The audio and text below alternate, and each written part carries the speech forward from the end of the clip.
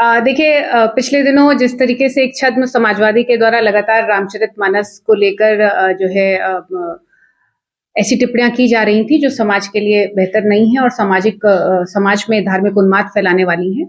मैंने इसके खिलाफ अपना प्रतिरोध जाहिर किया था और इस प्रतिरोध के चलते आज मुझे समाजवादी पार्टी के द्वारा बिना कारण बताओ नोटिस जारी किए, बिना लोकतांत्रिक प्रक्रिया का पालन किए मुझे मेरा निष्कासन कर दिया गया है। और लेकिन मैं आपसे कहना चाहती हूं कि प्रभु श्री राम इस देश की आत्मा में बसते हैं और श्री रामचरितमानस इस देश के प्रत्येक नागरिक के लिए पूजनीय है और वो उसका सम्मान करता है।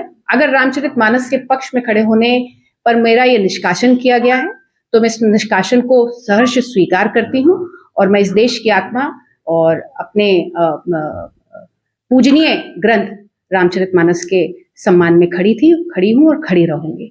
समाजवादी पार्टी से आपने 2 बार चुनाव भी लड़ा और अखिलेश यादव खुद आपको मानते थे, उसके बावजूद भी आपने रामचरितमानस के समर्थन में ट्वीट भी किया और काफी बयान भी दिया। तो क्या लगता है इसी वजह से आपको निकाला गया? देखिए, मैंने पहले भी कहा था कि कुछ लोगों के द्वारा जो दूसरे दलों से आए हैं लगातार राष्ट्रीय अध्यक्ष जी को गुमराह करने का काम किया जा रहा है और जिस तरीके से वो सामाजिक द्वेष फैलाकर राजनीति करना चाहते हैं, जिस तरीके से लोगों को धर्म और जाति के नाम पर बांटना चाहते हैं, ये उसका परिणाम है।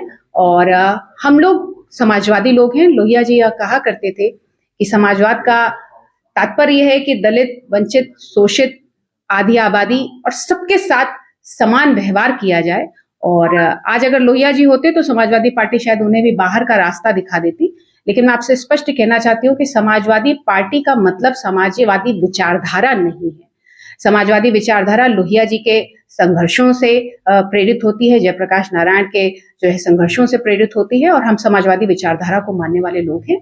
हम समाजवाद के रास्ते पे आगे बढ़ते रहेंगे। और लेकिन समाजवादी पार्टी ने यह दिखा दिया है कि वह लोकतंत्र में भरोसा नहीं करती, इसलिए उन्होंने लोकतांत्रिक प्रक्रिया का पालन नहीं किया है।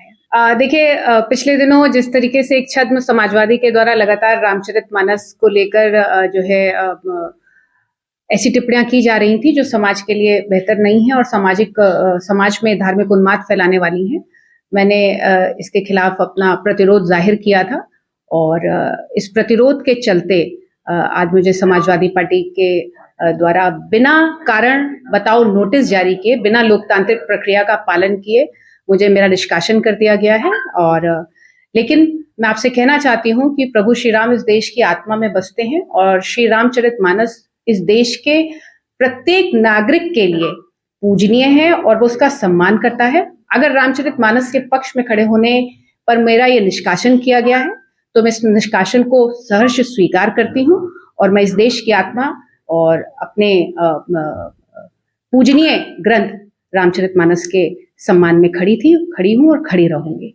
समाजवादी पार्टी से आपने 2 बार चुनाव भी लड़ा और अखिलेश यादव खुद आपको मानते थे, उसके बावजूद भी आपने रामचरितमानस के समर्थन में ट्वीट भी किया और काफी बयान भी दिया। तो क्या लगता है इसी वजह से आपको निकाला गया? देखिए, मैंने पहले भी कहा था कि कुछ लोगों के द्वारा जो दूसरे दलों से आए हैं लगातार राष्ट्रीय अध्यक्ष जी को गुमराह करने का काम किया जा रहा है और जिस तरीके से वो सामाजिक द्वेष फैलाकर राजनीति करना चाहते हैं, जिस तरीके से लोगों को धर्म और जाति के नाम पर बांटना चाहते हैं, ये उसका परिणाम है।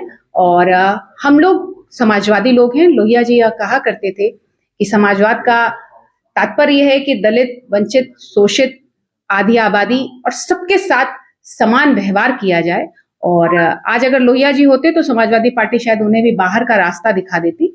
लेकिन मैं आपसे स्पष्ट कहना चाहती हूँ कि समाजवादी पार्टी का मतलब समाजवादी विचारधारा नहीं है।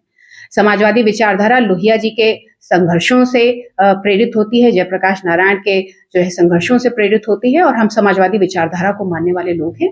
हम समाजवाद के रास्ते पे आगे बढ़ते रहेंगे।